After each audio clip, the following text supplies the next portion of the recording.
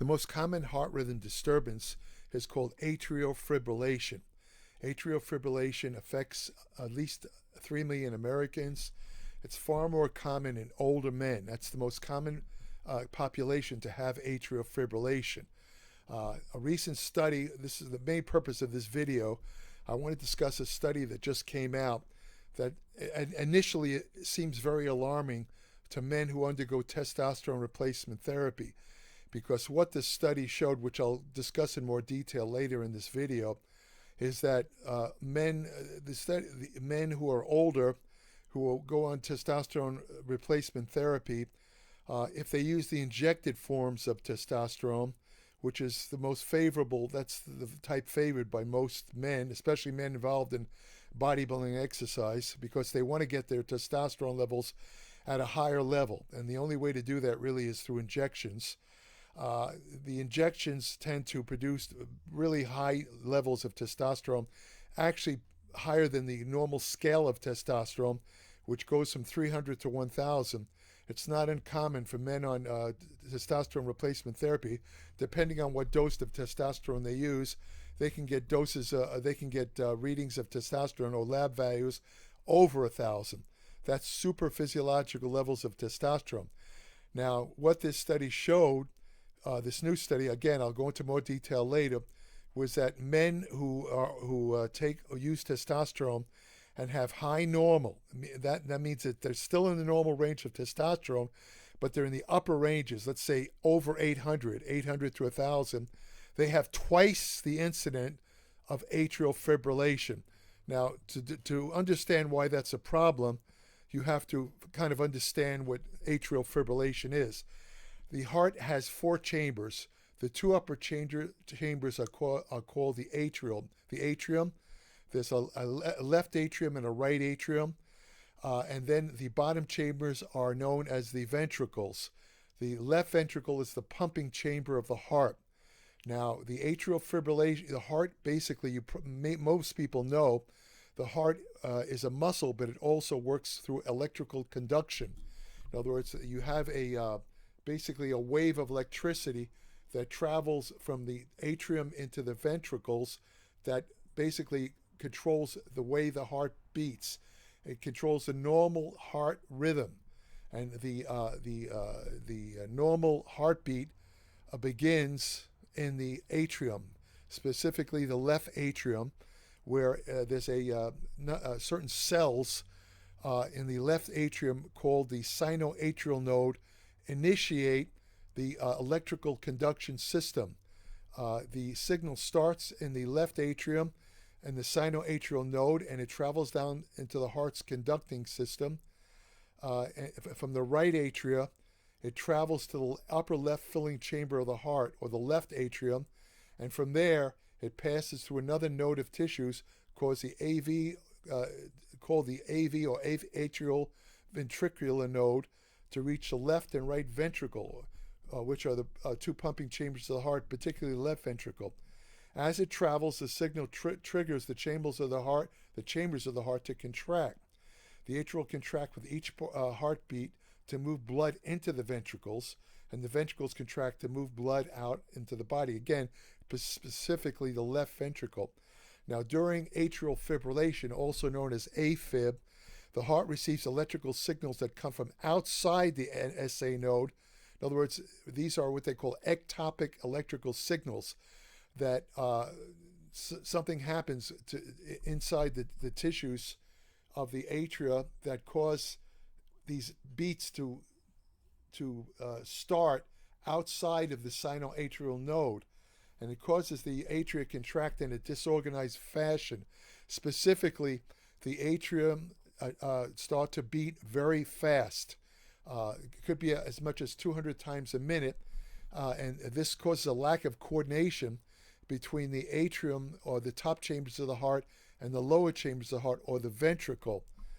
So you get this disorganized rhythm. The atria basically quiver, and that's known as or fibrillate is the word. This causes the ventricles to contract irregularly and sometimes quickly. The contraction of the atrial and the ventricles is no longer coordinated, and so the amount of blood pumped out by the body will vary with each heartbeat. And this can cause symptoms such as dizziness, trouble breathing or breathlessness, and also it can cause heart palpitations. That's what you feel when you have the atrial fibrillation. Now, what happens is the quivering atria can lead to blood pooling in the heart, especially in the atrium, and this causes blood clots to form inside the heart. Now, this is the real danger with atrial fibrillation. Atrial fibrillation is not nearly as dangerous as ventricular fibrillation because the ventricles are the pumping chambers of the heart. And if the ventricles, particularly the left ventricle, starts to fibrillate, that means the heart's not pumping blood. And of course, you have about 6 minutes. If the brain doesn't get blood and oxygen, you die. The treatment for that is cardioversion, where they use shock treatment. So, but the atrial fibrillation is dangerous mainly because of these clots that form inside the heart. Most of them form inside the left atrium. That's because the left atrium has a little pouch in the muscle wall. It's known as the left atrial appendage. And this pouch is often large with several lobes. Nobody knows the purpose of this pouch, but they have found that during atrial fibrillation, blood can pool inside the lobes, increasing the risk of forming blood clots. These clots can then be pumped out of the heart and travel to the brain, causing a stroke. That's your major danger with atrial fibrillation. 20% of all strokes are caused by atrial fibrillation. Atrial fibrillation increases your risk for a stroke 5 times above normal. Now, there's different kinds of atrial fibrillation. One of them is called paroxysmal. This occurs briefly and then goes away on its own. It can last for seconds, minutes, or even hours, and it can last up to a week before returning to a normal heart rhythm known as normal sinus rhythm. Persistent AFib is AFib that doesn't go away on its own. It requires treatment to return to normal heart rhythm. Then you have permanent AFib, which is where that requires either medication or particular types of surgery. There's one called ablation. If the AFib cannot be controlled by medication, usually they give you blood thinning medications. The most popular one that I know of is called Eliquis. Eliquis lowers the risk of having a stroke from AFib. I believe, if I remember correctly, it's about 25%, because what it does is it prevents the blood clots from forming in the chambers in the left atrium, and by doing so, it lowers the risk of stroke. But if the blood thinner doesn't work, then you go on to the next thing, which would be a surgical ablation, where doctors thread a fiber optic scope into the heart, basically, and they find the area, let's say the area of the atrium outside the SA node that's causing these ectopic beats, and they basically destroy it. And when that happens, hopefully the AFib disappears. Now, there's the risk factors for atrial fibrillation are, again, being older. Usually happens, the most cases of atrial fibrillation occur in men over 60, especially men over 70. High blood pressure or hypertension is considered a risk factor atrial fibrillation. Coronary artery disease, atherosclerosis, heart disease, having had rheumatic heart disease, heart valve defects such as mitral valve prolapse, pericarditis or an inflammation of the covering of the heart, something called sick sinus syndrome, excessive thyroid activity, having too much body fat or obesity, and probably the most common cause of atrial fibrillation is what they call obstructive sleep apnea. Now, obstructive sleep apnea, literally what happens there, apnea means a lack of breath. Obstructive refers to the fact that when you're sleeping, something presses on your windpipe. Usually it happens when you're lying on your back. It usually happens also in people with big, thick necks or having a lot of fat around the neck area. It actually depresses the windpipe, so you stop breathing. Now, what happens then is you get your body senses that you're not getting enough oxygen, and it causes a stress response marked by a huge output of sympathetic stress hormones, particularly epinephrine. The epinephrine can overstimulate the heart, and it can cause atrial fibrillation. So this is the most common cause of atrial fibrillation is obstructive sleep apnea. Now, caffeine is controversial because small amounts of caffeine actually help prevent AFib, because caffeine works by inhibiting a substance called adenosine. And I don't want to go into too much technical detail, but let's put it this way. Having moderate amounts of caffeine, such as coffee, maybe 3 or 4 cups of coffee, actually has a preventive effect against AFib. However, if you go crazy on the coffee, start to have 8, 10 cups a day, that can actually promote AFib, especially if you already have a tendency to have AFib. I should also mention obstructive sleep apnea occurs mainly when you sleep on your back. A lot of people, if you notice, when they're sleeping on their back, they snore pretty heavily. Snoring is a good indication that there's obstructive sleep apnea going. Sleep apnea not only is a major risk factor for atrial fibrillation, but it's also a risk factor, this is going to surprise you, for low testosterone levels because of the interference with sleep caused by obstructive sleep apnea. And there's also, new studies show obstructive sleep apnea greatly increases your risk for having dementia after a couple of years. You can have like Alzheimer's disease and various degenerative brain diseases. Now, how do you know that you have, oh, by the way, excessive alcohol, too much drinking of alcohol can also cause AFib. It's act as a trigger for AFib. What are the symptoms of atrial fibrillation? As I said, you get this, it's unmistakable feel. I've had AFib, so I can tell you what it feels like. You can actually feel the heart palpitations, and because of that, it brings on this feeling of panic that's not controllable. In other words, even if you try and calm yourself down, you can't. You break out in a cold sweat, and you also get shortness of breath. You feel like you can't catch your breath. Sometimes you get chest pain. You can get dizziness because, again, the heart is beating erratically, so your brain might not be getting enough oxygen and blood flow, which can cause dizziness. You can also cause weakness and tiredness or fatigue, again, because of the interference with proper blood flow. Sometimes there's no symptoms with AFib. You can get a diagnosis by various heart tests. I'm not going to go into them, but a lot of it you can get it through an electrocardiogram. You could get it through, cardiac stress testing. It could show up. So, as I said, the medicines to treat AFib, usually the first line of treatment is blood thinning or anticoagulant medications such as Eliquis. Sometimes they give you medicines to slow the heartbeat, such as beta blockers and calcium channel blockers. When I had an episode, I had a paroxysmal atrial fibrillation episode. I got my atrial fibrillation because I had untreated sleep apnea. And I now have been treated for it for a couple of years. I haven't, to my knowledge, I haven't had any episodes of atrial fibrillation, but I still take the Eliquis anticoagulant.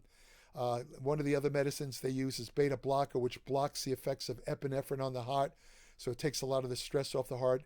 Beta blockers, such as Inderol, are usually used to treat people with hypertension or anything that they're given to patients who've already had heart attacks to relieve stress on the heart. However, by blocking epinephrine, it could be dangerous for people with asthma. I have asthma, so I can't use a beta blocker. So what I've gotten on, I take a calcium channel blocker once a day.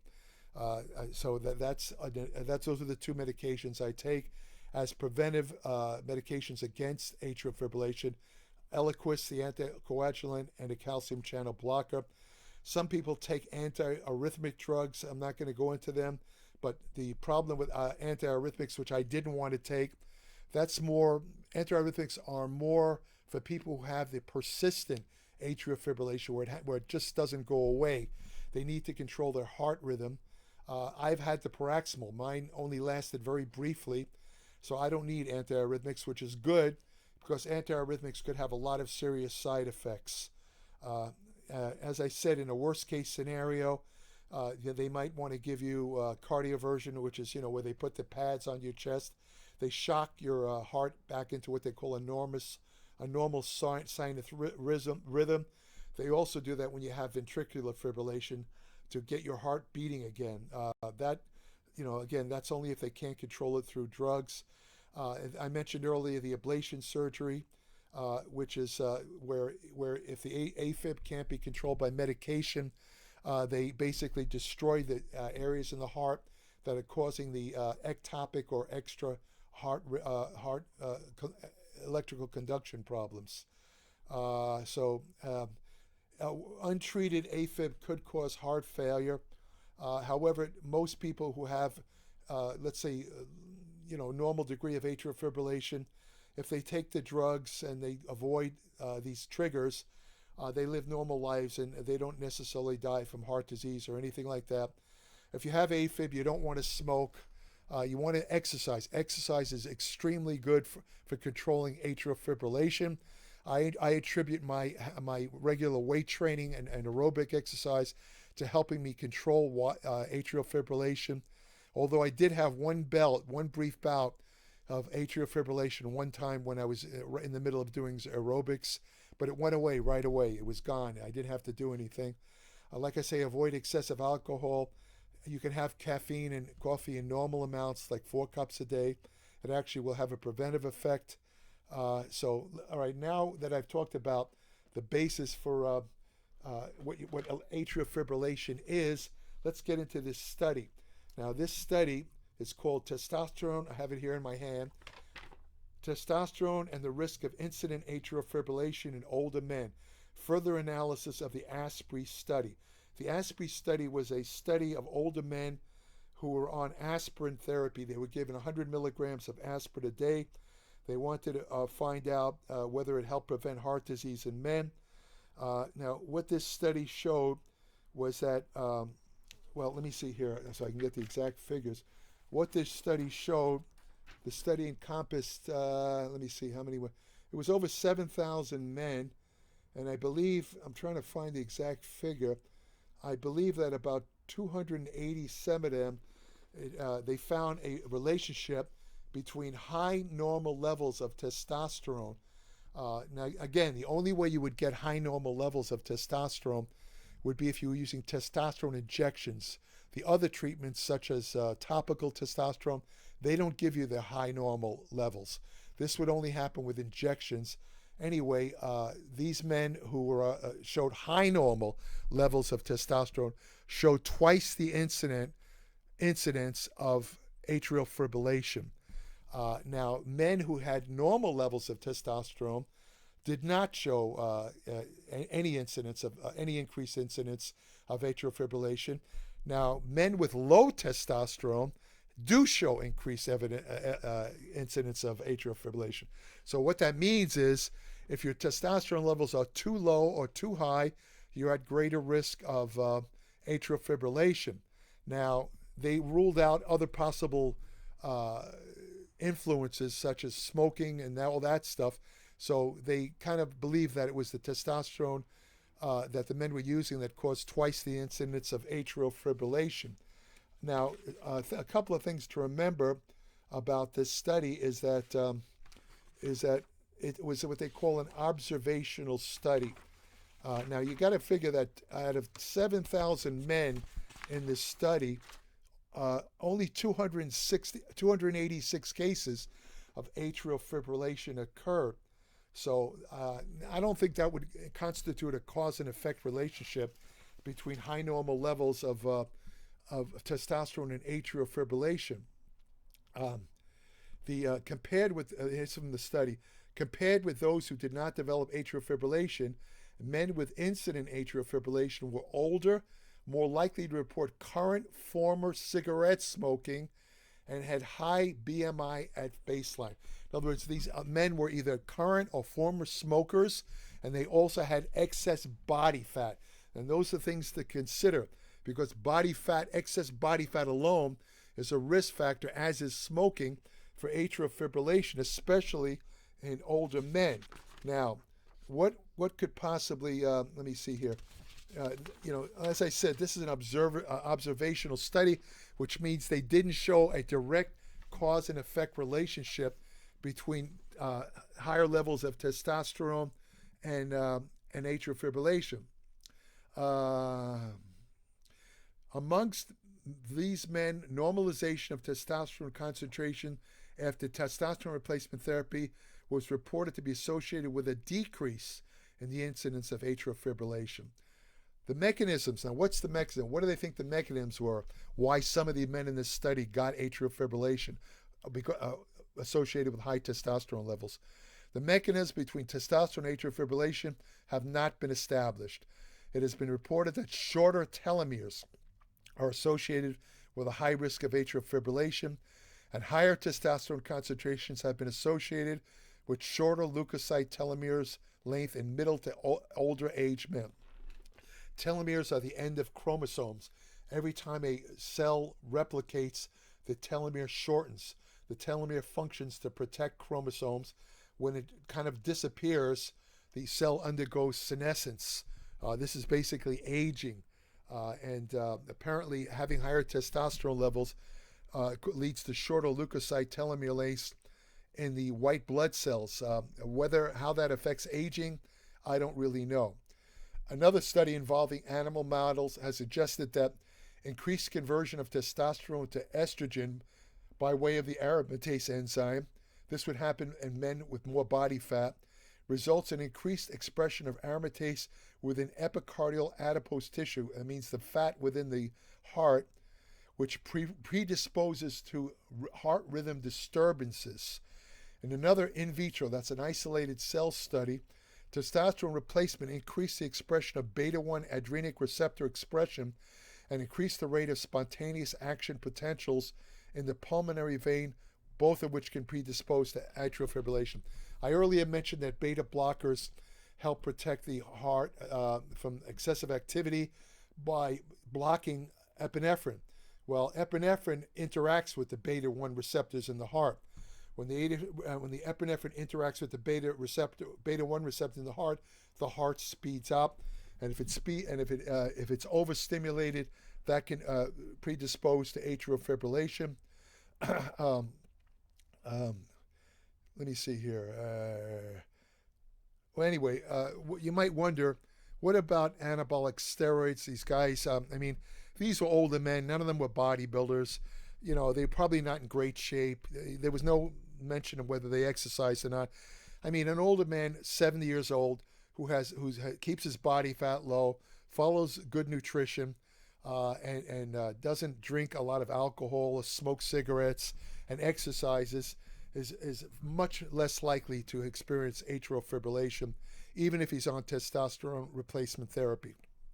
Now, if testosterone replacement therapy were really a cause of atrial fibrillation, then bodybuilders, competitive bodybuilders who use massive amounts, far more than these older men use, they should all have atrial fibrillation. And to my knowledge, atrial fibrillation is relatively rare among bodybuilders, even who use massive doses of steroids. As I said, having normal levels of testosterone is actually protective against atrial fibrillation and cardiovascular disease in general. So now there is one other thing as far as nutrition goes. There's two nutrients I would mention in relation to atrial fibrillation. About a year or two ago, some studies came out suggesting that large doses of fish oil, when I say large doses, I'm talking over 4 grams, actually increase the chances of atrial fibrillation in anybody, even younger people, where atrial fibrillation is rare. It increases the risk of atrial fibrillation by 33%. That's large doses of fish oil. I've used fish oil. I don't think fish oil ever gave me atrial fibrillation. As I said earlier, I believe my case of atrial fibrillation came about because I had untreated obstructive sleep apnea. By the way, another problem with testosterone is that it can actually cause obstructive sleep apnea in some men.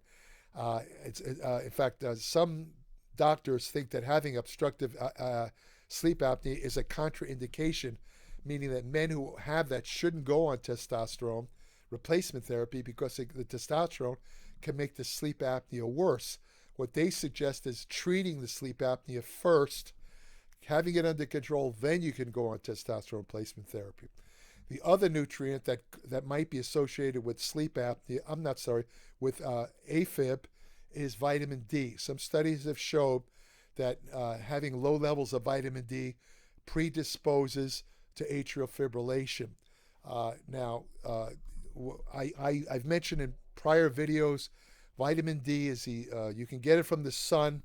If you expose most of your upper body to the sun for 15 to 20 minutes, your body will convert the ultraviolet rays, will convert the cholesterol in your skin into vitamin D. However, if you use any kind of sun blocker, if you have a lot of body fat, if you're older, or if you have darker skin, you can't depend on this route of vitamin D. Vitamin D is rarely found in foods. One of the only really good sources of food vitamin D is something called irradiated mushrooms, where mushrooms are exposed to ultraviolet light, and they actually contain a lot of vitamin D. A lot of foods contain vitamin D, like egg yolks and other foods, but they contain very small amounts of vitamin D. And you'd have to eat a lot of these foods. For example, you'd have to eat something like 4 dozen eggs a day to get to reach even the minimal accepted blood level of activated vitamin D, which is 30 nanograms. However, the health benefits of vitamin D begin at least 50 nanograms. 50 to 60 is optimal for vitamin D. And honestly, the only way to get a vitamin D level that high is you have to take a vitamin D supplement. So considering all that, and the fact that vitamin D actually might help prevent AFib, I really believe that everybody should be taking a vitamin D supplement. Even if you don't want to take any other supplements, take a vitamin D supplement. They come in tiny little capsules. It's called vitamin D3, and you want to take about 2,000 units a day. Take it with a meal containing fat, because vitamin D is a fat-soluble vitamin. So I think that's about it. I wanted to do this video as soon as I came across this study, because when I first saw it, I was kind of like alarmed, because I'm thinking, geez, if having high normal testosterone, I mean high normal, this isn't even super physiological levels that you get from using high-dose steroids or high-dose testosterone. This is just, high normal level of testosterone. And what the research shows is that as long as your testosterone is within the normal range, which is 300 to 1,000 nanograms per deciliter, your body accepts that, and you really shouldn't have side effects. You only have side effects from testosterone, or possible side effects, I should say, when your testosterone exceeds the normal limit of testosterone, which is 1,000 nanograms. In other words, as soon as you go over 1,000, let's say you're 1,200, 1,300, you're in no man's land, meaning anything can happen. Either nothing can happen, or you can have some serious side effects because you're exceeding your body's maximum ability to handle testosterone. But as long as you're in the normal level, everything should be fine. And yet here this study comes along and says high normal testosterone increases the risk of atrial fibrillation 2 times above normal. And that means a greater risk of stroke. But as I said, having gone into the details of the study, I think that you'll agree with me that this is not something to be alarmed about, because apparently most of the men who experience atrial fibrillation, 286 out of 7,000, I wouldn't call that a major problem. I mean, if higher levels of testosterone really had a close relationship with atrial fibrillation, then you should have seen maybe 5,000 or 6,000 men get atrial fibrillation with high normal levels of testosterone instead of only 286. In addition, we don't know whether these men exercise. We know that they either were current or former smokers. We know that they were obese. So, this information does not apply to men who are 60, 70 years of age or older, who are on testosterone replacement therapy, who do show higher normal levels of testosterone, as long as they're engaged in healthful behaviors known to help prevent atrial fibrillation, which I outlined earlier.